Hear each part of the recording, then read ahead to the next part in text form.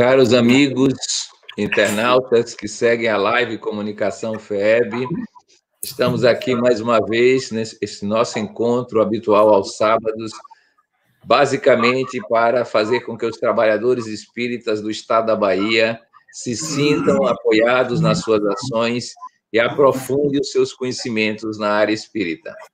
Hoje nós temos um convidado que eu considero muito especial, Ari Quadros Teixeira, que vem de Itabuna, do Centro Espírita de Guará, e que nos traz boas lembranças de vários encontros em congressos, em semanas espíritas, em atividades integradas que já fizemos juntos.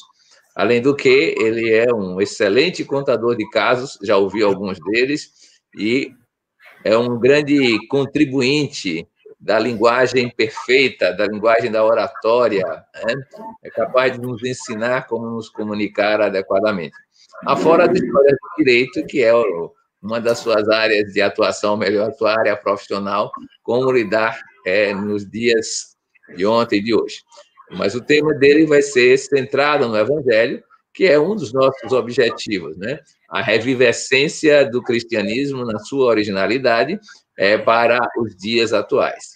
Então, eu peço a atenção de todos vocês para estarmos juntos nesse encontro, e Ari falará, como de hábito, nos nossos encontros com convidados, durante meia hora, e a seguir nós iremos bater papo com as perguntas que chegarem do chat ou que nós mesmos acharmos que são necessárias para ampliar a visão do tema. Com a palavra, Ari Quadros, que todos sejamos inspirados, né, nessa live para sentirmos a presença do Evangelho pelas vias da intuição, pelas vias do sentimento, que são outros caminhos de aprendizagem.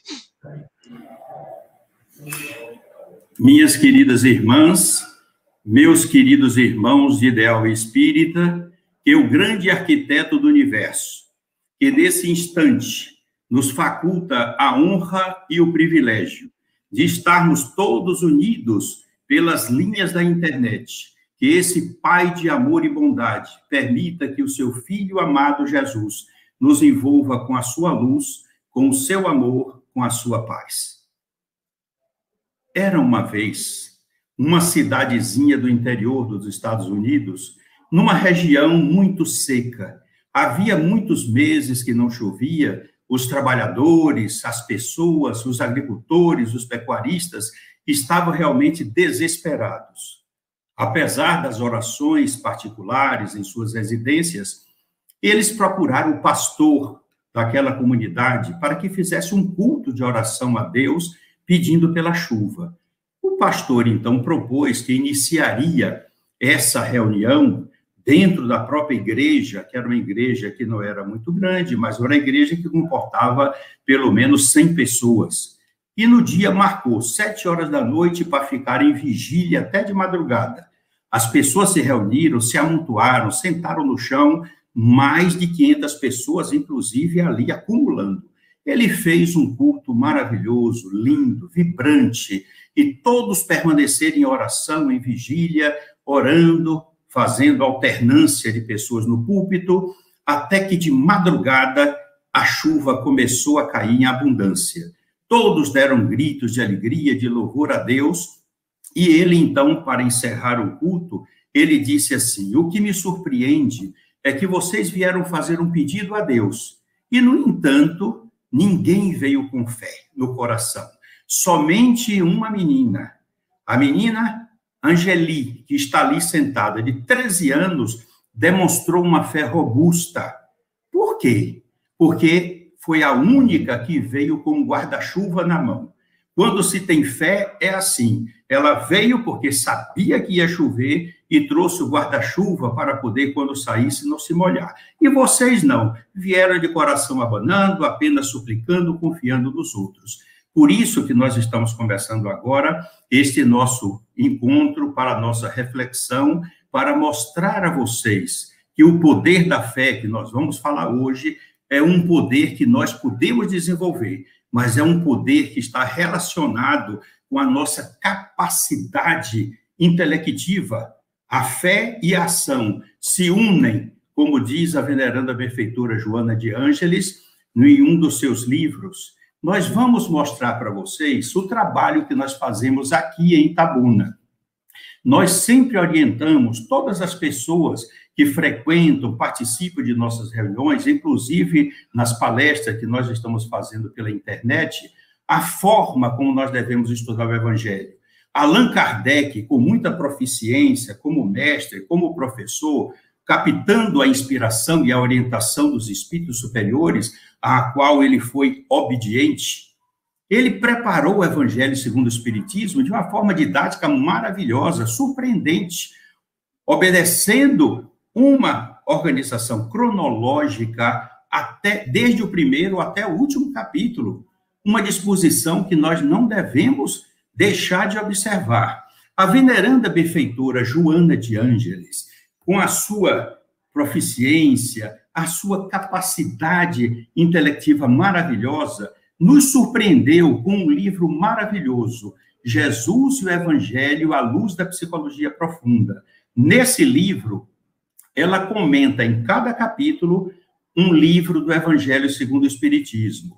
Em alguns capítulos, ela divide em 2 estudos dela, e em um único capítulo apenas, ela divide em 3 oportunidades de estudo. O que é que isso nos proporciona? Um entendimento mais completo, uma interpretação corretíssima do Evangelho segundo o Espiritismo, e com um ônus a mais. Nós ganhamos a atualização do pensamento de Jesus por intermédio do coração da veneranda benfeitora Joana de Ângeles. Então, na nossa instituição, em nossa residência, todos os nossos trabalhadores são orientados a, quando realizarem o culto do Evangelho no lar, trabalharem com esses 2 volumes. Faz o Evangelho, seguindo a orientação didática, juntamente com a interpretação da veneranda benfeitora Joana de Ângeles. É um processo maravilhoso que tem rendido frutos de entendimento, de aprendizagem, maravilhosamente bem. Aí vocês podem perguntar, mas Ari, será que nós não podemos eventualmente abrir o Evangelho ao acaso? Pode sim, numa comemoração de um aniversário, num casamento, numa preparação para um vestibular, para um concurso, porque ali vocês vão pedir especificamente uma inspiração de Jesus através dos espíritos amigos, e ela vem pela página. Mas se nós queremos aprender, estudar o Evangelho e ter consciência das orientações de Jesus, nós vamos fazer o estudo metódico e continuado. Hoje, por exemplo, nós vamos dar um exemplo para vocês. Temos hoje aqui A Fé Remove Montanhas, que é o capítulo de número 19. E nós temos aqui o Evangelho segundo o Espiritismo. Claro que ele está aqui com a capa própria, porque já de tanto manusear eu precisei encaderná-lo. E aqui nós temos, Jesus, o Evangelho à luz da psicologia profunda. Aí você diz, mas Ari, que livro feinho. Claro, porque ele está muito manuseado. Eu manuseio desde que ele foi lançado. E essa orientação que eu dava para os meus alunos de Direito na Universidade Estadual de Santa Cruz. Quando vocês forem para audiência, não leve o Código Civil novinho e tal, parece um marinheiro de primeira viagem. Leve esse código que vocês estão usando aqui para que ele apareça usado, surrado, impressiona o juiz para observar que vocês são advogados e são persistentes no estudo, no manuseio desse livro sagrado para o direito civil. Então, não estranhe, esse é o nosso livro, o manuseio dele faz ele ficar feinho, mas o importante é que o conteúdo é bonito.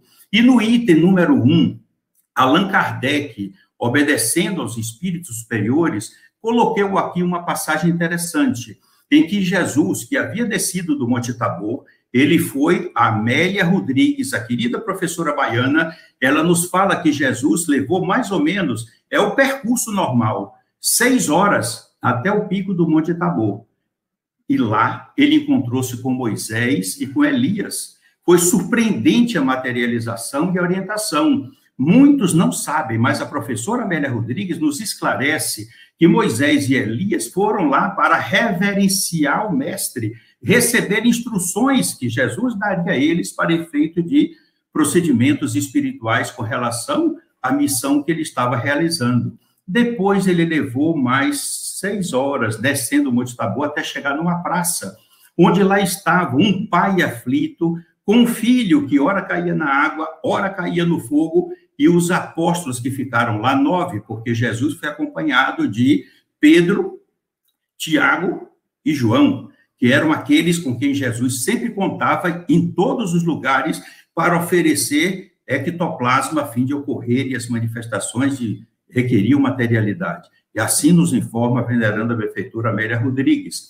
E aí, quando Jesus chegou lá, que viu aquilo, ele estranhou e admoestou os apóstolos, dizendo: se vocês tivessem fé, vocês teriam recebido esse problema.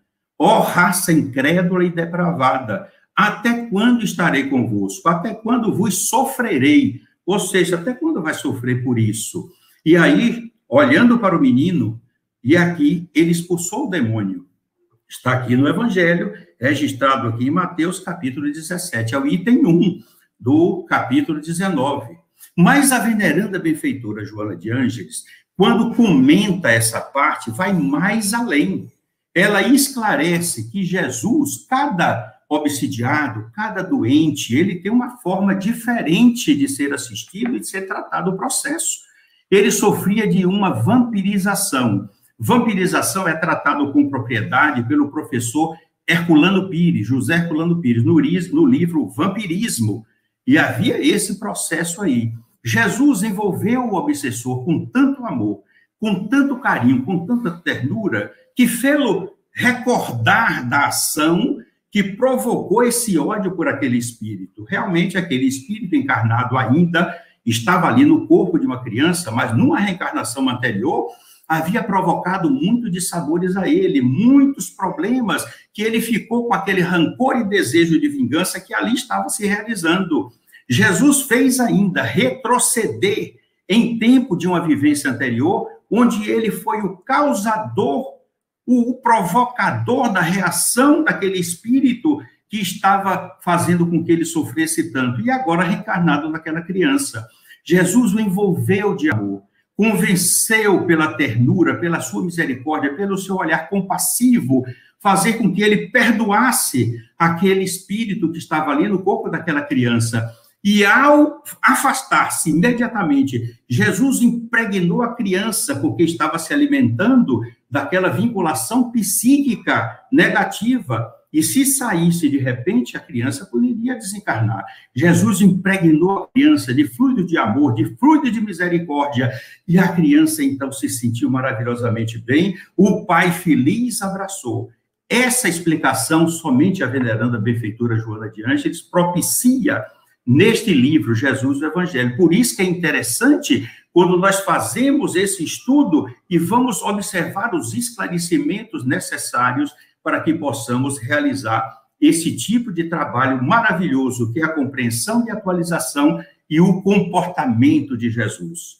Mas nós temos a registrar aqui outras passagens maravilhosas que caracterizam uma fé verdadeira, uma fé robusta, e nós vamos passar para vocês através de exemplos práticos para que vocês possam internalizar.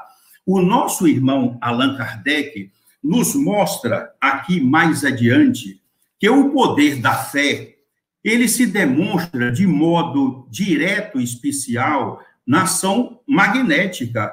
Por seu intermédio, o ser humano atua sobre o fluido, agente universal, modifica as suas qualidades e dá uma impulsão, por assim dizer, irresistível. Evangelho segundo o Espiritismo, capítulo 19, item 5. É nesse sentido que a fé funciona. E nós devemos, então, observar que essa fé está relacionada com a razão. Foi o que Allan Kardec falou. Fé inabalável só o é aquela que enfrenta a razão face a face em todas as épocas da humanidade. Foi esse parágrafo que eu coloquei na frente do convite de casamento meu com Carmélia, para mostrar àqueles que foram assistir ao casamento, presidido por Dr. Benito Alcântara de Figueiredo, juiz de direito, que realmente nós éramos espíritas, e ali estava a demonstração de nossa fé raciocinada. Joana de Ângeles nos esclarece isso. Muita gente diz assim, Ari, eu tenho muita fé, eu vou passar no concurso, mas você está estudando Ah, não estou estudando, mas Jesus vai me ajudar. Não, não é assim, não. Você tem de fazer a sua parte. Você quer realizar uma conquista, você tem de estudar, você tem de criar hábito, você tem de disciplinar a sua vida, modificar uma alimentação saudável, exercícios, mas para conseguir o que se deseja, a fé isolada não adianta. É preciso realizações. O apóstolo Tiago, no Evangelho, ele diz, a fé sem obras não adianta. É preciso que tenhamos as realizações necessárias para conjugar fé e ação, a fim de conquistarmos aquilo que nós queremos fazer. Por isso, o primeiro exemplo de fé que eu vou dar para vocês, são dois que eu tenho na minha vida, e eu vou transferir para vocês. É a demonstração do centurião romano, que o nome dele é Paulus, citado pela veneranda benfeitora Amélia Rodrigues, neste livro aqui. Olha aqui, Luz do Mundo, e nesse aqui, Há Flores no Caminho. No entanto, nós temos também o mesmo caso contado nesse livro aqui, de Malba-Tahan. Eu conheci Malba-Tahan aqui em Itabuna, na casa do nosso venerando irmão Eliés, médium maravilhoso, fizemos reuniões espetaculares com ele presente, contando, narrando pessoalmente os seus casos. Foi uma coisa assim linda, maravilhosa. Então, ele conta, eu vou me basear por ele, mas está em cima das lições de Amélia Rodrigues e também do Evangelho de Mateus e de Lucas. Ele estava morando perto de Cafarnaum, na entrada próxima a Cafarnaum. Ele tinha um escravo idumeu, da Idumeia. Ele podia trocar aquele escravo por 25, 30, 40. Um escravo naquela época tinha o valor de um animal de carga. Mas aquele servo estava doente. E ele tinha um sentimento humanitário muito grande. Era um homem bom. Diz o Evangelho que ele até ajudou a construir uma sinagoga. Dava ordens expressas aos seus soldados para não cometerem nenhuma arbitrariedade, tratarem todos com equilíbrio, com decência, com respeito. E por isso ele, apesar de ser o dominador, aquele que representava César na região, era um centurião comandava uma centúria, são 100 homens, e cada 10 em 10 era um decurião que comandava. Então ele tinha 100 homens e mais 10 decuriões sob seu comando. E quando o escravo estava numa situação desesperadora, ele havia consultado todos os interessados na região que entendiam supostamente de uma medicina que não existia assim tão clara, chás, ungüentos. Olha, muita coisa ele fez e nada resolvia. Mas ele sabia da existência de Jesus pelos espiões que tinha naquela região. Então ele resolveu um dia procurar Jesus. Mas vocês podem observar o tanto de humanidade que aquele homem tinha no coração. Preocupar-se com o escravo, era um ser humano, mas ele tinha essa sensibilidade. E ele resolveu ir atrás de Jesus. Os seus comandados se aproximaram e disse: chefe, nós podemos ir, levaremos 10, 20 homens e traremos ele aqui na sua casa. Não, eu vou pessoalmente atrás dele. E aí montou no cavalo e saiu. Tinha mais ou menos ideia de que ele estaria nas cercanias de Cafarnaum e do lago de Genezaré. Ele percorreu com seu cavalo em cerca de 1 hora, segundo Malba-Tahan. E quando virou numa curva, no sicômoro lindo, maravilhoso, uma árvore, estava lá um homem de pé com várias pessoas, inclusive os apóstolos de Jesus, sentados ali, ouvindo uma prédica do mestre. De repente ele chegou, todos se assustaram, era o centurião romano. Então, ele saltou do cavalo, e aí tem a observação que nós precisamos ver os detalhes que Malba-Tahan conta. Ele fez a saudação militar a Jesus, a tipo de continência, mas o maneio de cabeça era diante de uma autoridade, Pôncio Pilatos, diante de um general ou diante de César. Ele saltou, perfilou-se, botou a mão aqui e fez um maneio de cabeça, demonstrando a capacidade de Jesus, a grandeza de Jesus acima dele, uma demonstração de humildade muito grande, e disse: Senhor, cura o meu servo. E Jesus olhou para ele, prescrutou a intimidade do coração dele, e ele novamente, de voz mais baixa, disse: Senhor, cura meu servo. Jesus disse calmamente: Filho, eu vou à tua casa. Ele levanta os olhos e diz: Mestre, eu não sou digno de que entreis na minha casa, mas diga, Senhor, uma só palavra, e meu servo ficará curado. Porque eu sou militar, eu digo para meus subordinados: vai e eles vão, fica eles ficam, vem e eles vêm.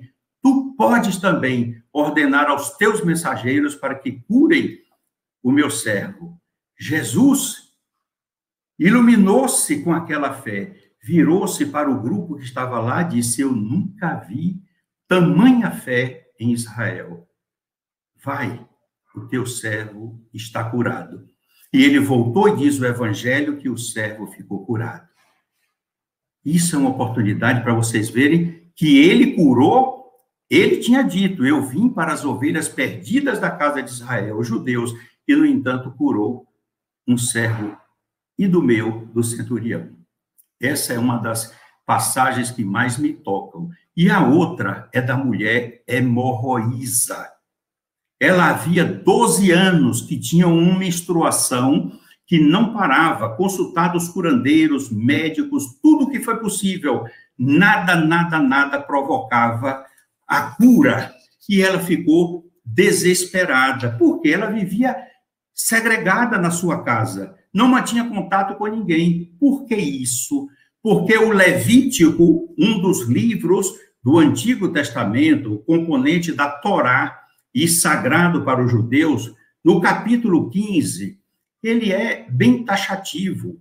Toda mulher que tiver um fluxo sanguíneo de sua menstruação acima do tempo normal, em torno de 7 dias, e se prolongar, ela ficará impura. Onde ela sentar, o lugar fica impuro. Onde ela dormir, o lugar fica impuro. E quem sentar na cama ou na cadeira, fica impuro também. Se alguém tocar nas vestes dela, ficará impuro. Se ela tocar em alguém, ficará impuro. Ninguém queria se aproximar dela. Era uma pessoa marcada, segundo aqueles que compunham ali em Cesareia de Filipe, onde ela morava, que era um estigma de Deus para ela, e ela vivia repudiada. No desespero, acabaram todos os seus recursos, ela resolveu procurar Jesus, porque as notícias corriam. E ela saiu de Cesareia de Filipe para Cafarnaum. Aí vocês pensam assim: puxa, eu vou explicar, porque é a professora Amélia que nos dá o trajeto. Sai de Cesareia de Filipe até Betsaida, 40 quilômetros no deserto, a pé. De Betsaida, Cafarnaum, mais 4 quilômetros, total 44 quilômetros, para uma mulher doente, descarnada, com uma anemia profunda, caminhando todo esse percurso com uma fé inabalável. Ela dizia de si para consigo: se eu tocar nas vestes dele, eu ficarei curada. E por que ela pensou assim? Porque ela tinha sensibilidade. E a lei dizia: se ela tocasse em alguém, ficará impuro. E ela não queria tornar Jesus impuro. Viram a preocupação que não existe nos doentes de hoje, com a professora Amélia Rodrigues. O doente não se preocupa com quem vai curá-lo, apenas quer a cura. Mas ela se preocupava. Ela não guardou remorso de ninguém. Ela não tinha mágoa porque a abandonaram. Ela não tinha nenhuma repulsa, nem raiva, nenhuma forma de agressão para aqueles que repudiaram ela e a condenavam. E ela foi procurar Jesus. E quando chegou em Cafarnaum, Jesus estava com aquela multidão atrás dele, entrando pela cidade. Ela foi, mas ninguém permitia que ela chegasse próximo. Ela, já sem forças, começou a se arrastar no chão de 4 pés, andando. Foi quando veio um grupo de pessoas pedir a Jesus que a filha de Jairo estava doente, que ele fosse curá-la. Jesus parou, escutou, disse: eu vou. E ela chegou quase perto, mas não conseguiu. Mais adiante, o próprio Jairo veio e disse: Senhor, não precisa mais ir à minha casa, minha filha está morta. Jesus disse: apenas dorme. Eu vou lá. Nesse interregno, a mulher conseguiu chegar perto dele e tocou nas suas vestes, nas vestes de Jesus. No mesmo instante, Jesus parou e disse: quem me tocou? Amélia Rodrigues registra, quando ele falou: quem tocou nos meus vestidos? E aí ela, ainda ajoelhada, disse: Senhor, fui eu uma pecadora, fui eu que para salvar, porque na hora que ela tocou nas vestes de Jesus, diz Amélia Rodrigues, as hemorroidas vaginais desapareceram, o fluxo sanguíneo desapareceu, ela sentiu um vigor, o rubor veio à face, parece que as hemácias se multiplicaram em milhões por aquele fluxo de Jesus, uma coisa, uma transformação maravilhosa, e ela, agradecendo a Jesus, ela disse: Senhor, fui eu, uma pecadora. Jesus disse: filha, a tua fé te salvou.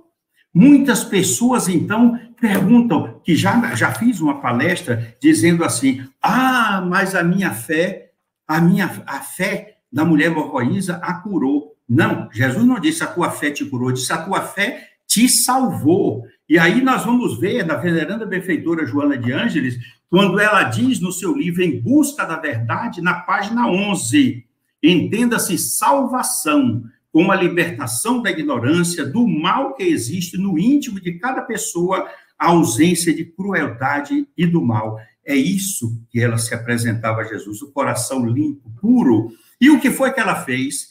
Ela, feliz da vida, voltou para Cesareia de Filipe, passou poucos dias lá e reconheceu que o lugar dela, ela junto de Jesus, e ela voltou. Mas quando ela voltou, após alguns meses e outros percursos, Jesus já estava subindo ao Calvário.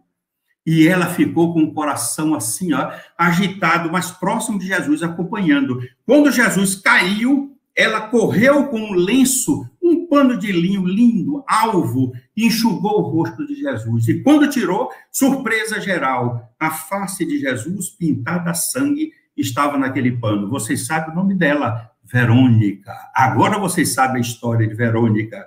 E depois que Jesus foi crucificado, que desencarnou, ela esperou a ressurreição. E depois disso, juntou-se aos seguidores de Jesus para fazer o bem de forma interminável. Eu vou renovar esta minha reflexão, encerrando e oferecendo a vocês uma história nesse tempo que falta de 1 minuto. Segundo, eu estou observando assim, Catiana está me mostrando, ó, é a produção, 1 minuto.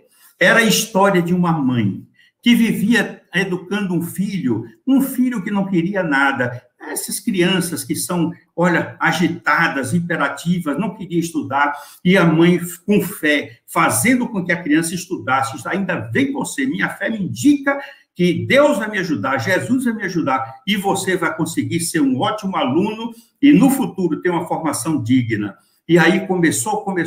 No final do ano letivo, que encerrava o curso fundamental, a escola costumava reunir todos os pais e as mães, e aí fazia aquela apresentação bonita, e aí havia um objetivo. Tinha mais de 100 caqueiros, lindos, que cada aluno ia lá, pegava um e oferecia à mamãe com umas palavras no microfone. Por que você está dando esse jarro à sua mãe? Aí o aluno dizia, quando chamou Alfred, que disse: Alfred, você é o primeiro aluno do curso fundamental de nossa escola, palmas para ele. Todo mundo bateu palma.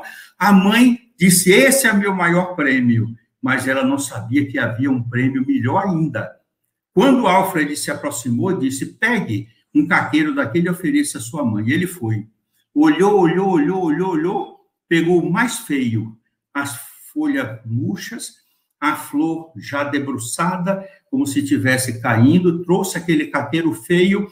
Quando a professora viu, ficou assustada. Disse: Alfred, por que você escolheu esse caqueiro com o microfone? Ele disse: eu escolhi esse caqueiro, porque de todas as mães aqui, minha mãe é a única que tem amor e fé, capaz de fazer esse caqueiro em casa voltar a ser bonito como ele foi. Palmas, é esse o meu recado. Continue com amor e fé, seguindo os passos de Jesus, que vocês vão provocar felicidade nos corações de todas as pessoas que vocês encontrarem. Deus os abençoe sempre. Peixinho, agora é com você.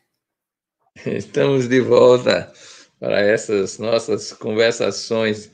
Enquanto você falava, eu fui me recordando de algo semelhante ao primeiro caso que você narrou, que é uma tradição oriental.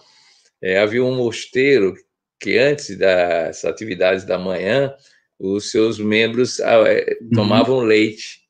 E havia um leiteiro que tinha que trazer o leite às 6h da manhã, num percurso que atravessava uma ponte de um rio. E houve um desastre, uma inundação, e a ponte foi levada. E o leiteiro, então, tinha agora que fazer um percurso muito maior, e para chegar, chegava sempre atrasado. Aí o coordenador do mosteiro chamou e disse: olha, assim não dá. Seu leite está chegando num horário inconveniente para a nossa disciplina aqui interna. E ele explicou: mas o que é que eu posso fazer se a ponte ruiu? Foi levada pela enchente. E aí o servidor do mosteiro, o coordenador, virou-se para ele e disse: por que você não anda sobre as águas do rio e vem direto? E o leiteiro disse: e é possível? Ele disse: é. Bom, ele saiu e foi embora. Daí em diante, o coordenador do mosteiro percebeu que ele chegava sempre no horário anterior com a ponte. Mas como ele não saía do mosteiro, não sabia dos concertos possíveis que estavam fazendo na dita travessia da ponte. Um dia ele virou-se para ele e disse: você se acostumou, hein, a chegar no horário. A ponte foi consertada, não é? Ele disse: não, eu segui sua orientação, eu estou vindo sobre as águas, eu venho andando sobre as águas. O senhor não disse que era para fazer assim? Ele disse: disse. Mas você está fazendo isso? Ele disse: estou. Ah, eu quero ver. Ele disse: então me siga, porque eu vou voltar pelo mesmo caminho. E lá vai aquele coordenador do mosteiro, com aquelas roupas que vão até os pés, né? Aquelas vestes longas, e o leiteiro na frente, lépido, agora sem peso para carregar. Quando chegou na beira do rio, o leiteiro não se importou que era rio e começou a andar como se fosse terra. E quando ele está no meio do rio, ele olha para o coordenador do mosteiro e vê que ele está na margem. E ele vira-se e diz: venha! E o homem tomou coragem. Mas ao tentar entrar na água do rio, ele levantou as vestes e pisou e afundou. E quando afundou, o leiteiro falou de lá de longe: se o senhor acreditasse que era possível, não tinha levantado as vestes, tinha vindo direto, porque elas não iam molhar. Isso dá uma ideia da história do que é a fé. No caso aí, foi irônico, dizendo: venha sobre as águas, e não sabia que o outro era capaz de ter uma fé que removeria esse obstáculo. Mas aí vem uma questão, Ari, que é muito interessante e que eu tive a oportunidade de perguntar a nada mais, nada menos do que a irmã Dulce. Sim, tudo bem que o centurião tem fé, a mulher hemorroísta tem fé, mas o que é que eu vou fazer se eu não tenho fé? Como é que eu saio da situação de não fé para a situação de fé? Essa foi uma pergunta que eu dirigi para ela quando ela dizia que eu precisava ter mais fé na providência divina, porque eu era médico da previdência, e ela me dizia sempre: olha, meu filho, ela me chamava de meu filho, a previdência humana nunca vai dar certo. Até hoje está encrencada, né? Por quê? Porque é humana. Enquanto for humana, ela vai ter as limitações. Mas você se concentre na providência divina e aí você vai conseguir os resultados que você espera. Eu disse: sim, mas há uma diferença entre quem já sabe fazer isso e quem não sabe fazer isso. Quem tem fé nisso e quem não tem fé.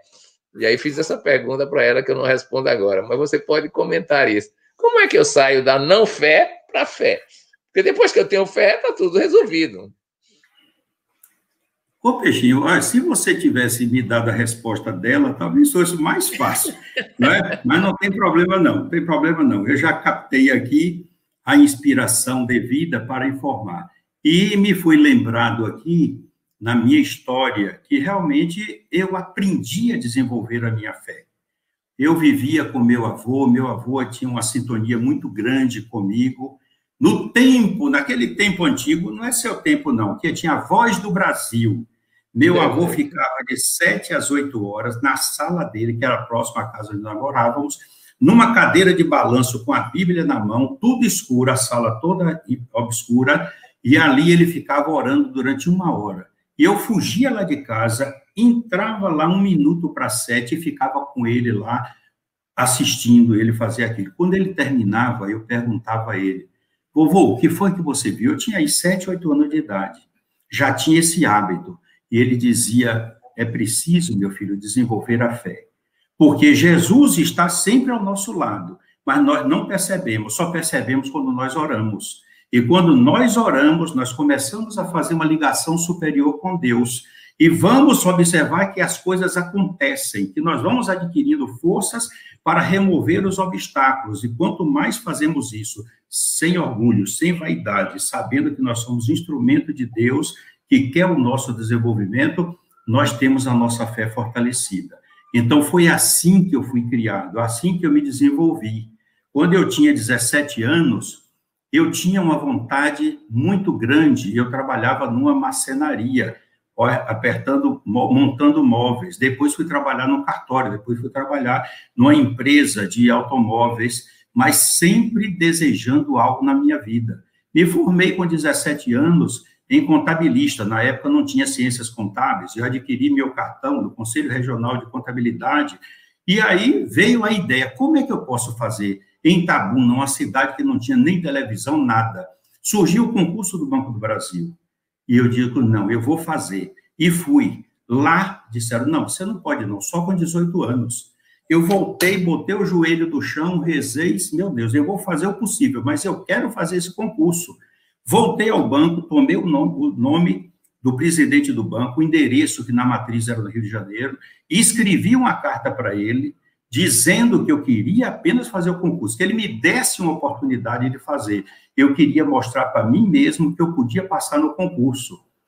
Mandei a carta registrada, naquele tempo, com 15 dias, a carta chegou, depois a carta voltou, e o gerente do banco foi na casa de meu pai, lá onde eu morava, e perguntou: seu Teixeira, o que foi que houve? Recebemos uma carta do presidente do banco, contrariando uma norma interna de só poder fazer concurso com 18, autorizando a Ari a se inscrever no concurso. Ele não sabia. Então eu disse: eu fiz isso. E fiz com fé. Aí meu pai ficou assustado, porque era comunista. Olha o problema, comunista. E eu fiz, e ele fez a minha inscrição. E digo: agora eu tenho de passar. Mas a minha fé não era só pedir, era estudar, era ter um esforço de realização. Eu era pessoa, Peixinho, não era espírita ainda. Eu ia para a igreja, a Capela de Santo Antônio, lá em Itabuna, assistia lá a missa de 7, de 8, de 9 e de 10, com o mesmo padre, o padre Nestor Passos, Carlos Passos Mendes da Silva. E uma admiração por ele muito grande, porque ele fazia cada homilia diferente da outra, tinha um recurso de oratória maravilhoso. Eu tinha ideia: não, eu vou ser como esse padre um dia. E o meu pai, comunista, me viu, eu ali daquele jeito. O padre chegou um dia para perguntar se eu tinha algum problema psicológico de estar indo na missa assim. Meu pai me perguntou: por que isso? Não, porque eu quero ser igual aquele padre. O comunista se irritou: de maneira nenhuma. Não, senhor. Ele: não, meu pai, o senhor não entendeu. Eu quero ser igual a ele, com a oratória, com a eloquência, casado, que ele é casado com a tia minha, tem 3 filhos. É esse tipo de padre que eu quero ser. Não é do celibato, não. E foi lá que eu aprendi a minha fé. E aí estudei, meti a cara quando fiz a inscrição, fui rezando a Deus e me capacitando, até que eu passei no concurso. Então, eu acho que fé se constrói. Fé é a ligação que você tem com o fluido cósmico universal, como diz Allan Kardec, atrai esse fluido e dá uma formatação pela sua vontade para você antever. A fé é antevisão daquilo que você quer que aconteça. E se você faz com fé, realmente acontecerá. Eu acho que foi isso que a irmã Dulce disse para você. E você está muito sorrindo. Ela tinha essa característica de dizer que resolvia o problema diretamente com Deus ou via Santo Antônio. Como é que ela conversava com Santo Antônio? Você não me disse isso. Viu a igreja que eu ia de Santo Antônio? Viu a igreja? Viu?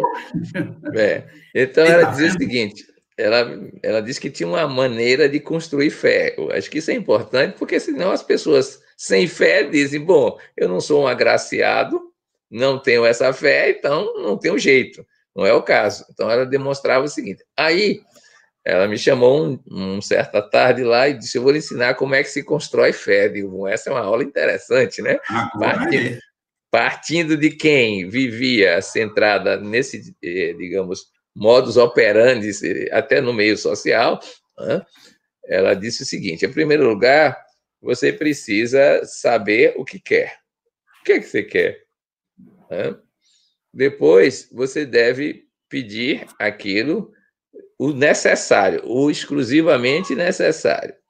Depois, você tem que fazer o seu esforço, olha o que você mencionou, o seu esforço pessoal para saber se você, mesmo sem uma ajuda externa, alcança aquele resultado. Você sozinho. Né? Você faça isso. Aí você vai verificar que o que você colocou deve ser acima do que você é capaz nesse momento. Aí você ora. Mais ou menos essa sequência que você colocou. Você ora para Deus, se você tiver Santo Antônio no meio, melhor ainda, ora para Deus dizendo para ele, ó, eu estou precisando de ajuda, já fiz todo o meu esforço possível. Então, agora, eu preciso de algum apoio. E aí, você vai verificar, diz ela, que o resultado aparece, porque você conseguiu isso aí. Aí, você bota um desafio maior do que o anterior. Com o desafio maior, você repete o processo. E à medida que você for repetindo esses processos, então você vai verificando em si próprio que a tua fé nasceu, cresceu e se desenvolveu. Esse foi o método que ela me ensinou e disse que era o método que ela usava para conseguir o que ela queria. As coisas que ela queria, porque ela vivia momentos muito dramáticos naquela obra, que a época dela não tinha nenhum convênio com o Estado, não existia isso. E ela dizia que tinha momentos, eu participei disso, em que ela dizia, olha, não tem mais leite, e são 800, 1.000 pessoas internadas, acabou o estoque de leite. E ela dizia, o que eu vou fazer? Disse, não, tem 4 latas. Eu me lembro dessa história que se narra lá. Tem 4 latas de leite, mas tem uma mulher aí fora, pedinte, com 6 filhos. Ela disse, bom, tem 4 latas, então dê para a mulher, que está com 6 filhos imediatamente. Mas, irmã, e de noite, como é que vai ser? Café sem leite? Café preto? Ela disse, não, eu dei as 4 latas para avisar para Deus que vai faltar. Né? Estou avisando por esse gesto. Agora eu vou rezar. Eu não tenho como conseguir, eu vou rezar. E aí a narrativa, eu não estava presente nesse dia, a narrativa é que, quando deu 4 horas da tarde, mais ou menos, chegou um caminhão da Nestlé, só com leite, e entregou lá. Aí ela disse, olha, viu aí como funciona? Era essa a dinâmica da construção. Primeiro, me chamava a atenção, era o vínculo de oração. Segundo, a consciência do próprio limite, tinha que ter humildade. Né? Exatamente, fé e Terceiro, ação, né? O esforço. Né? Tem que ter esforço pessoal para conseguir as coisas. E tinha que ter também, minimamente, uma expectativa de que algo maior do que você é capaz de conduzir o cosmos e a vida em seu benefício, em sua direção. Isso eu estou falando no plano das conquistas materiais, né? Porque de qualquer maneira, eram coisas. Mas eu acho que a fé pode trabalhar questões de natureza espiritual, os bens do espírito, né? Para que a gente resolva algumas das nossas carências, das nossas dependências, das nossas fragilidades. E aí eu recoloco a palavra para você comentar, já que você estuda bem o Evangelho, como eu percebo, batei e abri-se-vos-á, pedi e obtereis, buscai e achareis. Faça alguns comentários sobre isso, como é que você lida com isso na sua prática cotidiana? Certo. Olha, enquanto você falava da irmã Dulce aí, não sei, não é questão psicológica, mas eu senti a presença de uma outra freira aqui conosco, por isso que você me viu enxugando as lágrimas, porque é uma emoção e realmente a irmã Joana de Ângeles nos ajuda sempre, Peixinho. Eu sempre faço faço antes de começar uma palestra, um trabalho como este seu, eu faço aquele exemplo do centurião. Eu digo, minha irmã Joana, eu não sou digno de que a senhora entre na minha casa mental ou na casa do coração, mas tenha misericórdia de mim, tenha piedade de mim, e me use como instrumento da vontade de Jesus, porque muitos precisarão de uma palavra correta, de uma palavra clara, me ajude a ser tudo isso, mas eu peço só a Jesus que nunca me permita e me dê forças para que eu não seja orgulhoso nem vaidoso, e sempre acredite todos os efeitos decorrentes do nosso trabalho, a ajuda espiritual que nós recebemos. Por que é que eu digo isso? Eu tenho para você, para comentar essa parte aqui, olha esse livro aqui, ó, Vidas Vazias, é o último livro dela. Hoje de manhã, quando eu estava orando e pedindo a Jesus isso, eu abri nesta página, e olha o que foi que caiu para mim.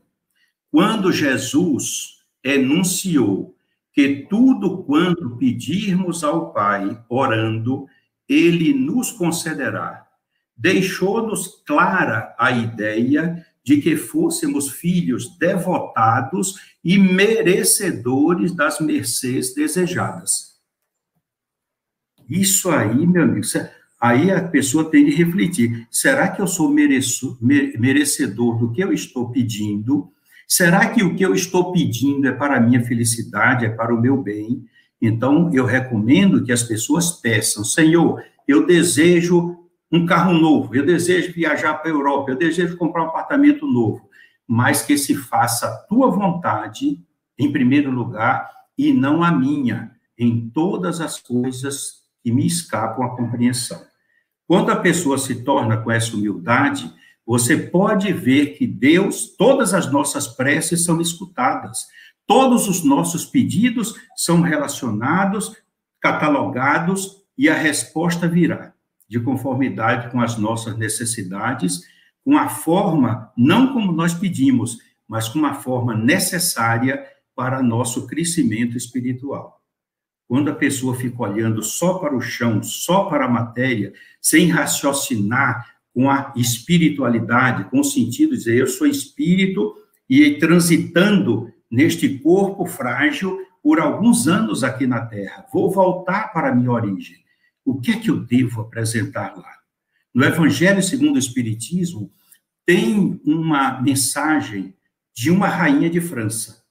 Não sei, dizem que é Maria Antonieta, mas para mim não importa. O que importa é que ela diz que ela, no plano espiritual, ela foi recebida, esperava ser com honras, com festas, ela foi recebida de uma forma natural, singela, bem caridosa, amorosa. E um espírito amigo perguntou a ela, quantas lágrimas a senhora enxugou? Quanto de bem você fez na terra? Ela não teve como responder, porque ela não tinha, nenhuma das coisas seria a resposta não. Então, essas duas perguntas eu me faço todos os dias na hora de dormir. Ari, quantas lágrimas você enxugou hoje? Sejam lágrimas no coração, sejam lágrimas nos olhos. Quanto de bem você fez? Numa imitação de Santo Agostinho, quando ele diz que todas as noites ele fazia um balanço do dia que ele proporcionou. Hoje, pela manhã, eu faço a mesma prece, pedindo, Senhor, desculpe eu bater na mesma tecla, mas dai-me forças para que eu não sucumba na minha missão que o Senhor me confiou. Ajuda-me, através das minhas mãos, dos meus lábios, dos meus olhos, enxugar as lágrimas. E ajuda-me a fazer tanto bem quanto seja possível. E que eu não pense somente em mim, mas pense naquele que precisa, que será o meu próximo. Eu acredito que nessa situação nós vamos ser atendidos em todos os nossos propósitos, porque Jesus é firme em dizer, desejai primeiro o reino dos céus, e o resto virá por acréscimo. Quando nós temos um objetivo, nós procuramos seguir aquele objetivo. Quando Jesus nos diz, sede perfeitos, qual nosso Pai Celestial é perfeito. Ora, eu trabalhei no meio corporativo, treinava pessoas, e quando ele está um objetivo desse, claro que eu nunca vou alcançar, mas eu adquiri a interpretação clara num livro de Khalil Gibran Khalil, quando ele diz assim: coloque suas mãos sempre voltadas para o céu, na direção das estrelas. Você poderá, no final de sua vida, nunca alcançá-las, mas chegará do lado espiritual com as mãos limpas, por não ter prejudicado ninguém. Quando Jesus diz, sede perfeito, como o Pai Celestial é perfeito, ele deu um modelo inalcançável. Mas se nós nos colocarmos naquele roteiro de ser igual a Deus, não vamos nos desviar, nem vamos deturpar o sentido existencial de nossa vida. É isso que eu penso, meu Deus. Então, aproveitando que você comentou algo de passagem, o que é para você hoje? Buscai o reino dos céus e sua justiça, e tudo mais vos será acrescentado. Que é uma questão de fé, né? No caso aí. Então, como é que você faz uma leitura desse ensino de Jesus, não só no pensamento, mas na sua vida? Você tem buscado o reino dos céus? Você tem notado diferenças significativas entre a sua busca de há 20, 30, 40 anos e a busca de hoje? E o mais será acrescentado, está sendo acrescentado realmente? Em outras palavras, o teste agora você experimentou e deu resultado? Demais, Peixinho. Quando eu olho minha vida passada, eu me lembro que, às vezes, eu vou ao Banco do Brasil e entrava na fila de idoso. Mas eu descobri o efeito da lei de causa e efeito.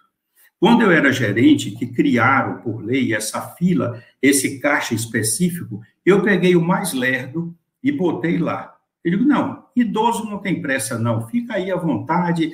E peguei o caixa mais desqualificado, mais lerdo, e botei lá.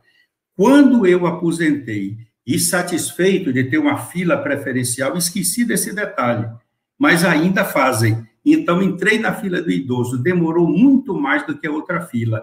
Aí eu vi que a lei de causa e efeito veio para mim direto. Eu passei a usar a fila dos chamados normais, até mesmo do laboratório. Tem lá fila de idoso, senha de idoso, senha normal. Aí eu arranco as duas, para ver qual é o que chega primeiro. A do normal chega sempre primeiro. Então, eu vejo que hoje o mundo está bem melhor. Quando eu digo para alguém que eu conheci o Telex, conheci a máquina de datilografia, as pessoas ficam rindo. Existe um filme que eu assisti anteontem na casa da minha filha, O Estagiário. Eu me vejo muito naquele estagiário, sou uma peça diferente, mas consigo chegar aos corações das pessoas para verificar. Vou no banco, estão reclamando, o senhor está reclamando, está insatisfeito com esse banco? Está. Está atrasando, fila muito grande. E o senhor já pensou, se está alguém que está lá na UTI, sem poder andar, entubado, não está pior do que o senhor está? Agradeça a Deus. A pessoa me olha e diz, meu filho, vou agradecer a Deus mesmo. Pois é, quando o senhor chegar lá na fila, o senhor vai ver que o seu dinheiro está lá, o dinheiro emergencial está lá. Então, para que essa pressa? O senhor vai sair daqui e vai para aquele lugar. Nós não temos mais pressa de nada. Passou de 60, nós estamos com o pé na cova. Então, aqui entende isso, o pé na cova. Então, daqui para lá a gente vai. O senhor já fez plano de saúde? Já fiz, então. Não vai se preocupar com caixão nem nada, tudo é feito. Então, tenha mais confiança na vida. É isso que eu tenho. Hoje o mundo está muito com mais confiança. Antes eu pensava que assistir 5 missas ia me fazer um grande orador. Eu descobri que depois que estudando é que a gente vai aprendendo, e todas as vezes que eu termino um trabalho como esse, eu faço sempre, vou fazer daqui a pouco. Jesus, se o senhor gostou do meu trabalho, me ofereça um novo chamado para outra oportunidade. Se não me chamou, me dê a oportunidade de eu estudar mais e ser melhor. Sempre agradecendo. Eu nunca digo, Senhor, me ajude a fazer. Não, Senhor, faça-se de mim conforme a tua vontade. Quando eu faço e me entrego, fica muito mais fácil para mim. A humildade é um sentimento que eu aprendi com Francisco de Assis. Aí vocês podem dizer assim, mas por quê? Porque o Padre Nestor era franciscano.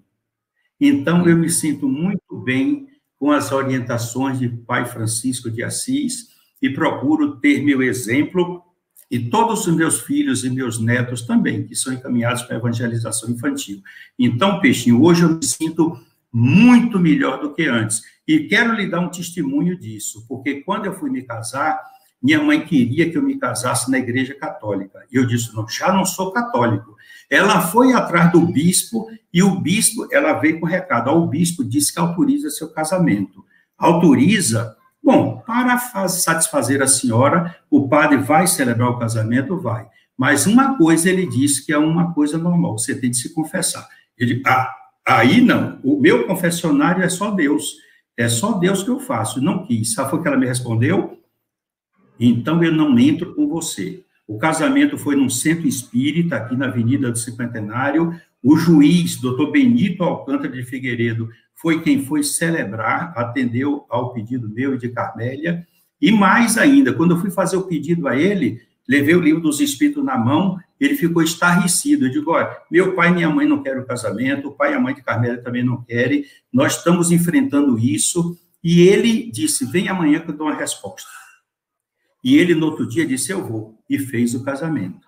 Só que, anos depois, como desembargador do Tribunal de Justiça da Bahia, ele veio aqui em Itabuna e pediu para fazer uma palestra lá no centro, nós permitimos, ele declarou assim, eu vim aqui por um dever de consciência, porque na época eu estava passando por uma turbulência muito grande no meu coração, que de repente entrou aquele casal de jovens e demonstrou uma fé tão grande e uma motivação por uma doutrina que eu não conhecia. Pedi emprestado o livro dos Espíritos, passei a noite toda lendo. No outro dia, eu mudei minha vida e dei um rumo novo. E hoje sou desembargador de justiça, graças àquele livro escrito por Allan Kardec e graças ao casamento dos dois. Foi ele quem fez. Mas minha mãe disse, não vou entrar com você. Na véspera do casamento, minha avó mandou um recado para mim. 5 anos de artrite reumatoide em cima de uma cama. Meu filho, eu vou entrar com você. Eu fui lá, recebi o recado, minha avó, mas a senhora não pode ser, eu não sei. Mas seu avô teve aqui, aquele que eu rezava com ele, que tinha morrido, e disse para mim, você vai acompanhar meu neto Ari. Eu vou estar lá também. Eu digo, minha avó, se ele falou, meu filho, eu acredito. No dia do casamento, eu fui na casa dela com o carro, ela disse, não, ela disse para eu ir a pé. Era mais ou menos 100 metros da casa dela para o Centro Espírita, Arapari. E eu fui com ela andando, ela foi comigo, participou do casamento, meu avô estava lá, que eu senti ouvido, viu, meu filho, o que é a fé que sua avó tem? Eu aí assisti o casamento, voltei, levei ela para casa e nunca mais, 3 anos depois, morreu na cama. Então, esses são os exemplos que eu vejo, André. Eu não posso fugir a essa realidade. Então, eu abraço a causa espírita com amor, testemunho. Por isso que meu convite de casamento tem lá, fé inabalável só o é, aquela que enfrenta a razão face a face em todas as épocas da humanidade. Foi meu testemunho também quando o nosso segundo filho morreu no hospital aqui, Manuel Novaes, eu levei ele nos braços, 10 dias depois para lá, deixei lá, internaram ele na UTI, o senhor não pode ficar aqui, vá para casa, eu não quero, minha mulher estava aqui ainda com os pontos e tal. Eu aí fui de manhã, recebi um recado, eu fui lá, cheguei lá e disse, não, seu filho morreu. Mas como morreu? Morreu. Aí a moça me chamou, olha, o plantonista não dormiu aqui. Além do seu filho, mais 4 morreram também. E onde é que está o corpo? Está no necrotério. Eu fui lá, entrei sozinho, foi o impacto maior da minha existência. Eu lhe digo, porque ele que eu levei com roupinha bordada, sapatinhos, luvas, um gorrozinho, tudo pintado a mão, bordado. A Carmélia tinha um gosto maravilhoso, inclusive nós fazemos na manjedoura para as mulheres gestantes que nós administramos. Quando eu olhei, ele estava nu, enrolado num pano de chão. Foi o impacto que eu tive. Eu digo, Senhor, dá-me forças, fortalece a minha fé para que eu não desfaleça. Botei a criança no colo, peguei o táxi e vim para casa para arrumá-lo para poder fazer o enterro. São essas, se não fosse a doutrina espírita e a fé que eu venho adquirindo cada dia, cada momento, passando por essas provas, eu não seria o que sou hoje, com 76 anos, 2 infartos, e lhe digo mais como médico, tem 15 dias que eu recebi alta de ter pegado a Covid-19. Tá vendo? Todo esse processo. Você então é um sobrevivente, né? Porque Covid com infartado, grupo de risco, você já é Pois idoso. é, meu amigo. Você disse Para que você ver após uma os coisa, 60 é né? pé na cova, você apertou a mão de São Pedro e voltou, que ele disse que não tinha vaga para você. Olha, não, você se lembra de Monteiro, médio do Centro de Sociedade Espírita André Luiz, em Me Nazaré, lembro, sim, me presidente lembro. Hélio Pio? Quando eu tive Hélio um Pio, infarto, Hélio ele Pio está sempre é assistindo aqui. exatamente, é meu amigo do coração. Quando eu recebi alta do segundo infarto, que vim para Itabuna, uma semana depois ele me telefonou: Ari, eu tenho uma notícia péssima para você. Olha, eu naquele estado, em recuperação, o médico com o doutor Belmiro, lá de Santa Isabel, com todo cuidado, quando ele me deu aquela notícia, como médico, eu disse: bom, a coisa vai ser feia. Tenho uma péssima notícia para você. E o que é, Monteiro? Respirei. Ele disse: olha, Deus não quer você lá em cima de jeito nenhum. Tu vai ficar penando aí. Então, é motivo de alegria, mas são coisas que acontecem, viu? São coisas que acontecem, os exemplos maiores de determinação, e nós não devemos nunca perder a fé. A coragem, porque, acima de tudo, não é porque somos espíritas, porque somos detentores da verdade. Conhecereis a verdade, e a verdade vos libertará. E Joana de Ângeles, no livro Em Busca da Verdade, ela diz: a verdade no sentido de libertação de todo o mal que existe dentro de você. Limpeza, limpeza de rancor, limpeza de ciúme, de inveja, de toda delinquência que possível. Por isso que o Espiritismo diz: fora da caridade não há salvação. É no sentido de libertação de consciência e limpeza de coração.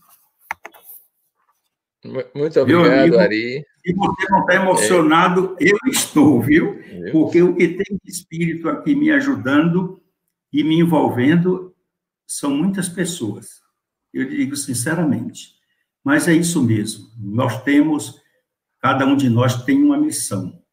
E essa missão é aceita por nós antes da encarnação, como está na Gênese. E nós devemos buscar, porque na Gênese, não. No Código Penal da Vida Futura, no livro O Céu e o Inferno. Mas na Gênese tem um capítulo muito interessante, quando Allan Kardec fez uma pergunta para aquela mulher hemorroísa: se Jesus tinha tanta energia, por que naquela multidão só aquela mulher foi beneficiada naquele momento? Ele mesmo responde: porque ela agiu com fé, ela atraiu a energia que foi necessária para a sua recuperação. Isso aqui, esta redação, meu amigo, eu tenho na cabeceira de minha cama. E foi por isso que eu superei essa questão, claro, com os medicamentos, atorvastatina, hipoclorocina, olha, um bocado de sina para lá, aquele negócio do remédio, injeção na barriga foram 15, estou com a barriga ainda toda rosada, mas, graças a Deus, eu dizia: Senhor, aumenta a minha fé, eu preciso dela para poder atrair a energia que me falta e de que necessito para a superação de tudo. Peixinho, quantos minutos faltam, Peixinho? Agora a gente já está chegando aos finalmente, você pode se despedir, que depois eu só vou dar alguns avisos desse alguns avisos? Né? Muito bem. Eu gostaria de agradecer a você, Peixinho, pelo seu carinho, pela sua atenção, pela sua gentileza. Sempre admirei você, pelo seu gesto de humildade. Sempre imaginei um dia estar lá em Serrinha, mas Deus nunca me permitiu a oportunidade de ir para lá, desde quando eu conheci seu pai. Mas, para mim, é um momento muito bonito na minha vida, quando Deus me utiliza, quando Jesus me utiliza, para que eu possa servir, de alguma forma, realizar uma semeadura que possa tocar os corações daqueles que me ouvem. Eu me sinto muito feliz a cada momento que termina, porque eu digo sempre: Senhor, obrigado pela tua ajuda, obrigado, Senhor, pelo teu sustento, obrigado pela tua paz, e eu sei que tudo que acontece conosco é sempre para melhor. E eu quero me despedir dizendo: era uma vez um rei que era totalmente descrente, não acreditava em nada. E tinha um primeiro-ministro que era muito devotado, acreditava em Deus, fazia suas orações, era muçulmano, mas fazia suas orações para Alá sem nenhum problema, nenhum constrangimento. E o rei sempre contestando, e ele dizendo: meu rei, tudo o que acontece é para melhor. Entenda isso, mas ele não acreditava. E um dia, para pirraçar o primeiro-ministro, que não gostava de caçadas, não gostava de matar animais, ele convidou o primeiro-ministro para ir. E o primeiro-ministro foi. E lá no meio da floresta, houve uma tempestade muito grande e caiu o raio numa árvore. E um galho caiu no braço do rei e provocou um ferimento muito grande. O sangue escorria. O primeiro-ministro tirou a sua faixa, enrolou para evitar a hemorragia, e o rei gritando raivoso: como é que tudo acontece para melhor? Você é um louco de acreditar num Deus que não existe, de ter uma fé que não adianta para nada. E aí a chuva começou mais a aumentar, os raios, os soldados todos fugiram. E o rei disse: você vai ficar aqui. Tinha um buraco assim, botou ele no buraco, teve uma gruta de alguma raposa que foi, jogou ele lá, jogou uns galhos em cima, você vai ficar aí até na hora que eu quiser que você tirar você. Daqui a pouco a chuva passou, o sol se abriu, ele estava sozinho naquela clareira, quando apareceram uns índios canibais. Pegaram ele, levaram para a aldeia próxima e lá prepararam o caldeirão, naturalmente, para se alimentar da carne. O meu rei era o canibal, fazia isso. Quando tiraram a roupa do rei, que viram que ele estava sangrando, eles pararam. O canibal só come, a pessoa valente só come sem nenhum ferimento. Aí o rei parou, eles pararam e mandaram o rei embora, como se fosse assim estigmatizado. Vai embora. O rei saiu e veio correndo. Quando chegou na clareira, soltou o primeiro-ministro: meu primeiro-ministro, me perdoe, porque se eu não tivesse com esse corte, eu teria sido agora já morto e comido, dividido em minhas partes. Portanto, me perdoe, me desculpe. O primeiro-ministro, muito humilde, disse: meu rei, não precisa pedir desculpa, tudo acontece para melhor. Se eu não tivesse lá dentro do buraco, quem teria sido comido era eu. Portanto, vamos acreditar em Deus, ter confiança e a cada dia agradecer pela vida, agradecer pela luz que nos envolve e pela oportunidade de fazer o bem na consciência de que nós estamos a serviço de Jesus. Muito obrigado, Deus abençoe a todos vocês. E seu sorriso continua lindo, viu? Continue assim. Ari, muito obrigado. É sempre uma satisfação estar com você, trocando ideias, ouvindo seus casos. Você que conhece Malbataã, né? Famoso, um dos meus ícones das histórias, né? O homem que calculava as histórias de 1001 Noites. Eu tenho até a coleção toda autografada por ele, Malbataã, viu? A minha não é autografada, não. Mas é uma literatura riquíssima desse. Eu acho que ele é pernambucano, né? Não, ele ensinava no colégio matemática, no colégio no Rio de Janeiro. Não sei Mas se ele era pernambucano. Eu me lembro que pernambucano. Nunca foi no Oriente, mas se vestia como oriental. Oriental, figura, viu? É uma figura muito rica de ideias e pensamentos.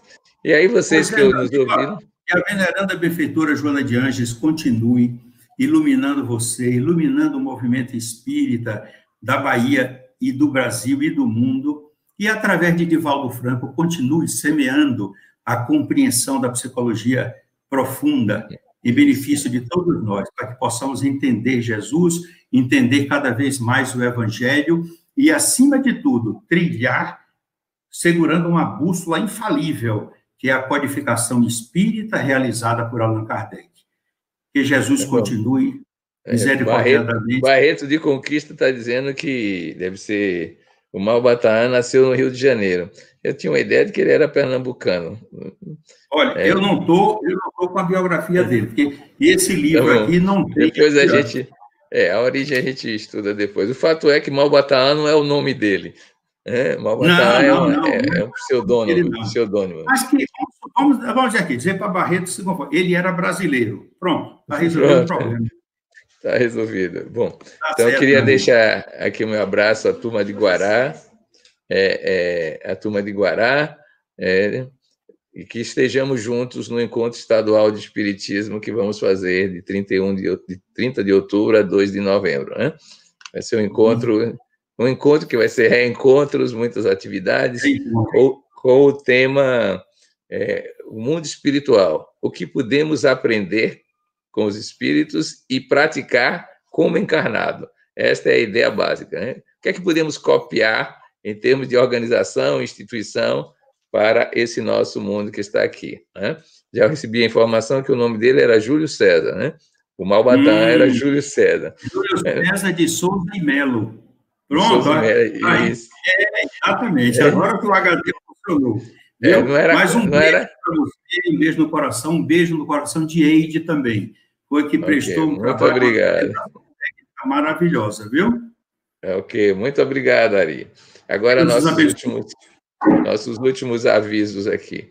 Nós queremos recordar a todo o Movimento Espírita da Bahia que no dia 3 de outubro, em homenagem ao codificador, nós vamos ampliar as atividades da sede central e, por irradiação virtual, nós teremos possibilidade de agregar pessoas de todo o Estado. E entre essas atividades, vamos ter um curso introdutório com base numa pedagogia centrada no pensamento espírita, curso introdutório de Espiritismo, que discutimos nas duas super macro-regionais, metodologias, práticas didáticas centradas no pensamento espírita. Vamos ver se fazemos esse curso introdutório. E, além disso, vamos fazer um curso que aí tem a ver inscrição, que é Autoconhecimento e Evolução, baseado nas ideias iniciais de Santo Agostinho, de André Luiz Calderaro, no livro No Mundo Maior, e outros processos de aprendizagem que a gente pode desenvolver com esta percepção da ideia estruturante que é a evolução.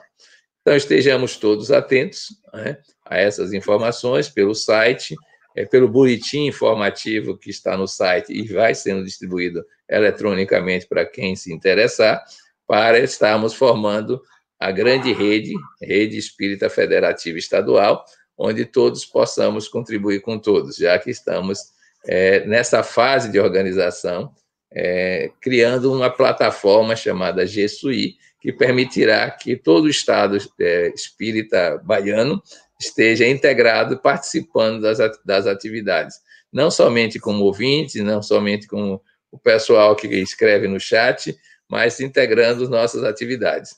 É muito gratificante essa posição de entrevistador, de comentarista. Eu estou brincando que daqui a pouco eu vou aprender um pouquinho com esses personagens históricos, né, Jô Soares, Pedro Bial e companhia, e vou ser um bom entrevistador nesse momento. Mas eu acho que fica bastante interessante esse tipo de live, porque são experiências mil que estão aí, digamos, escondidas, restritas, e que a gente precisa divulgar até para reforçar a nossa fé e transportar a montanha, que é digamos, a montanha, o obstáculo, que é o nosso ainda modelo consciencial materialista que nós trabalhamos na vida cotidiana, né? Então, a todos vocês, um bom dia, continuem nas suas atividades, porque às 10 horas muitos grupos estão reunidos estadualmente, os setores da Federação Espírita, e algumas pessoas podem já ir se engajando naquilo que vai ser a grande rede federativa espírita estadual, né? Assim, bom dia para todos e até o próximo encontro, que no caso é a segunda-feira, às 20 horas. Obrigado mais uma vez, Ari, e a família receba o nosso abraço fraterno.